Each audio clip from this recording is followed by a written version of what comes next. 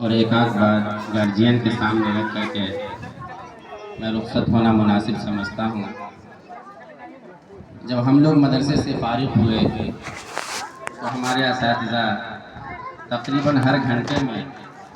آخری سال میں نصیحت کرتے تھے کہ تمہیں جو پڑھنا تھا پڑھ لیا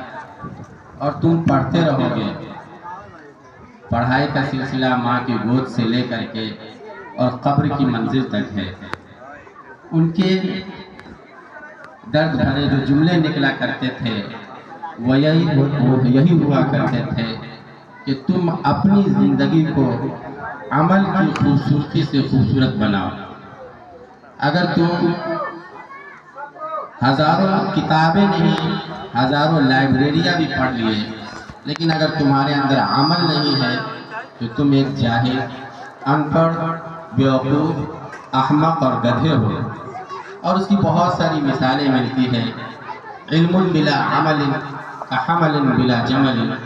کہ علم بغیر عمل کے ایسا ہے جیسا کہ کسی کے پاس بہت سارا ساز و سامان ہے لیکن اسے منزل تک لے جانے کے لیے کوئی اسباب نہیں ہے اور کوئی سواری نہیں ہے، تو اس کے پاس وہ ساز و سامان بوجھ ہو جائے گا۔ علم عالم کے یا عالمہ کے خلاف حجت ہو جائے گی اگر اس پر وہ عمل نہیں کرے۔ آج ہمارے علاقے ہی میں نہیں، پورے ہندوستان میں ہزاروں بچیاں فارغ ہو رہی ہیں، بخاری پڑھ رہی ہے اور بخاری پڑھ کر کے فراغت حاصل کر کے گھر جاتی ہے، لیکن جب آپ ان کی زندگی کا محاسبہ کریں گے، ان کی زندگی پر آپ سروے کریں گے تو آپ کو 10% بچیاں بھی ایسی نہیں ملے گی جن کی زندگی عمل سے بھری ہے اور ان کی زندگی میں عمل ہو۔ یہاں تک کہ ہمیں بہت سی ایسی رپورٹ ملی کہ عالمہ ہیں لیکن شادی کو 4 سال 5 سال ہو گئے، کبھی وہ مصلی تک نہیں بچھائی اور کبھی وہ تلاوت قرآن کے لیے نہیں بیٹھی اور کبھی ذکر و اذکار کے لیے بھی تسبیح ان کے ہاتھوں میں نہیں آئی۔ میں سمجھتا ہوں یہ کیسی تعلیم ہے، یہ جہالت ہے، یہ ایسی ڈگری اور ایسی فضیلت ہے جو ہمارے خلاف حجت ہو اور ہمیں جنت میں نہیں جہنم میں لے جانے کا ذریعہ بنے گا۔ اس لیے میری بہنوں، میں آپ سے یہی درخواست کروں گا، یہی گزارش کروں گا کہ خدا کے لیے اپنا دامن بچائیے، پاک دامن بنیے، اپنی نظروں کی حفاظت کیجیے، اپنے دلوں کی حفاظت کیجیے اور اپنا تعلق اللہ سے جوڑیے۔ گناہ کر کے کوئی بھی نہ اس دنیا میں کامیاب ہوا ہے نہ آخرت میں کامیاب ہوا ہے۔ گناہ ہلاکت کا، ذلت کا، رسوائی کا ذریعہ ہے، گناہ پریشانی کا ذریعہ ہے، یہاں تک کہ یہ کہہ لیجئے کہ گناہ خودکشی کا ذریعہ ہے جو جہنم میں ہمیشہ کے لیے جو رہنے کا ذریعہ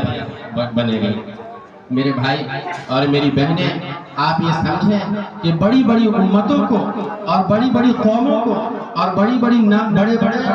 نبی کے پیروکار جو رہے، وہ صرف اور صرف ان کو اگر عزت ملی اور ان کو اگر ترقی ملی تو صرف اور صرف عمل صالح کی بنیاد پر، اور بڑی بڑی قوموں کو ہلاکت کا سامنا کرنا پڑا صرف اور صرف گناہوں کی بنیاد پر۔ اس لیے عالمہ بہنوں سے بہت خوش نصیب ہیں جو آج ردائے فضیلت سے وہ سرفراز ہو رہی ہیں، نوازی جا رہی ہیں۔ میں آپ سے یہی گزارش کروں گا کہ آپ اپنے عمل کو ایسا بنائیے کہ دوسری مائیں اور دوسری بہنیں اور دوسرے گارجین آپ کو نمونہ سمجھے، آئیڈیل سمجھے، اور اس کے پیٹ میں بچہ ہو اس کے لیے وہ خواہش کرے کہ میرے پیٹ کی بچی اگر بچی ہوگی تو میں اسے مدرسے میں بھیجوں گی، اور اگر بچہ ہوگا تو میں اسے مدرسے میں بھیجوں گا، نہ کہ وہ آپ کے عمل کو دیکھ کر کے وہ مدرسے سے متنفر ہو جائے، بیزار ہو جائے اور وہ یہ دل میں تمنا لیے ہو کہ اپنے تو اپنے پرائے کو بھی کبھی مشورہ نہ دیں گے کہ وہ مدرسے میں جائے۔ دوسری ایک گارجین سے درخواست کہ آپ اپنی بچیوں پر کڑی نظر رکھیں۔ آپ اگر اس قابل اور لائق ہیں کہ اپنے بچے کی دامن کے تحفظ کے لیے آپ اگر کوشش کر سکتے ہیں تبھی آپ اس کو کسی بھی ادارے میں بھیجیے، آپ مدرسہ میں بھیجیں، آپ اسکول کالج میں بھیجیں، آپ یونیورسٹی میں بھیجیں، آپ کی بچی اگر آپ کے گھر سے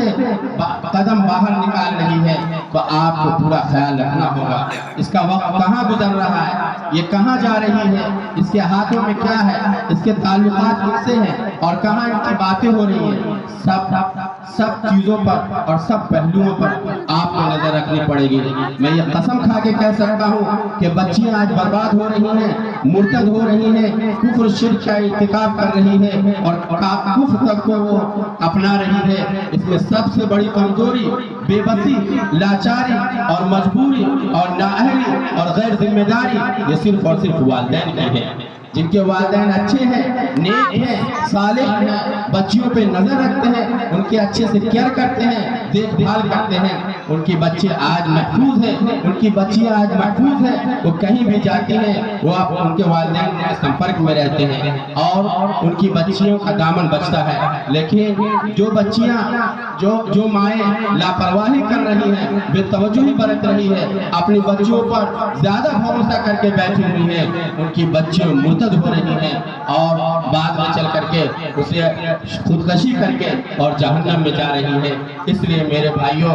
اور میرے بڑے بزرگوں، میں آپ سے یہی درخواست کروں گا کہ آپ اپنی بچیوں پر، اپنے رشتہ داروں پر، اپنے احبا اقربا پر آپ خاص نظر رکھیں۔ آپ اگر ایکٹیو رہیں گے، چست رہیں گے، بیدار رہیں گے تو آپ کا بھی دامن بچے گا، آپ کا بھی ایمان بچے گا اور آپ کی بچیوں کا بھی ایمان بچے گا۔ آج ارتداد کے دور میں جو مرتد ہو رہی ہیں، اس کے سب سے بڑے ذمہ دار ان کے والدین ہیں۔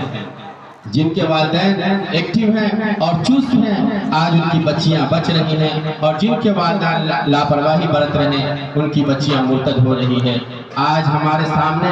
دو چیلنج ہیں، دونوں میں سے ہمیں ایک کو قبول کرنا پڑے گا، تبھی ہم اس دنیا میں بھی اور آخرت میں بھی کامیاب ہوں گے۔ پہلا چیلنج یہی ہے کہ یا تو ایمان بچا لو، دوسرا چیلنج ہے کہ جان بچا لو۔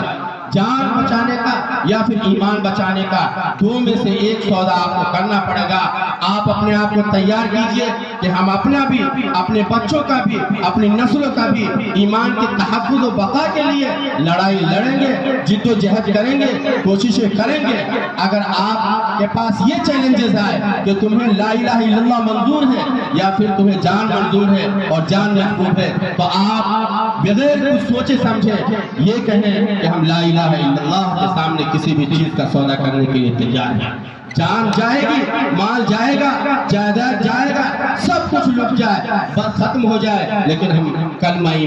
ایمان سے اور کلمہ سے، اللہ کی وحدانیت سے کبھی پھر نہیں سکتے، تبھی ہم اس دنیا میں بھی اور آخرت میں بھی کامیاب ہوں گے۔ وما توفیقی الا باللہ۔